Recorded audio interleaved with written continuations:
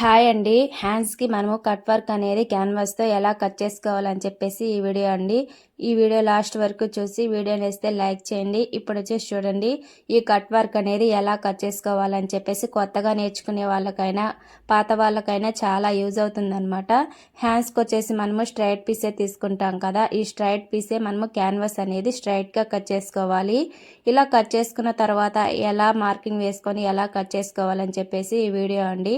ఇక్కడ వచ్చేసి నేను 2 ఇంచెస్ విడ్త్లో క్యాన్వాస్ అనేది తీసుకున్నాను. చూడండి, ఇలా 2 ఇంచెస్ విడ్త్లో క్యాన్వాస్ తీసుకొని మనము ఏ సైజ్ కావాల్సి ఉంటే ఆ సైజులో మీరు ఈ క్యాన్వాస్ అనేది చిన్న చిన్న కట్ వర్క్స్ కావాల్సి ఉంటే చిన్న చిన్నది ఇలా మనకి ఏ సైజ్ కావాల్సి ఉంటే ఆ సైజ్ మీరు విడ్త్ తీసేసుకొని, నేను వచ్చేసి ఇక్కడ చూడండి విక్స్ ఉంటుంది కదా, పిల్లలకి మనం పోస్తాం చూడండి, చిన్నప్పుడు పిల్లలకి విక్స్ పోస్తాం కదా, ఆ విక్స్ మూత అనేది తీసుకున్నాను.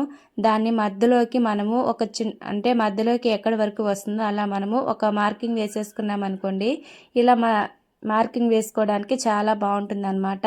ఇలా మార్కింగ్ వేసుకున్న తర్వాత చూడండి, ఇలా రౌండ్గా మనము ఎక్కడికి మార్కింగ్ వేసుకున్నామో అక్కడికి చూసుకుంటూ వేసుకోవాలన్నమాట. ఇలా చూడండి, ఫస్ట్ లైన్ గీసాం కదా, ఆ ఫస్ట్ లైన్ వరకు వచ్చేటట్టు ఇలా గీసుకోవాలి.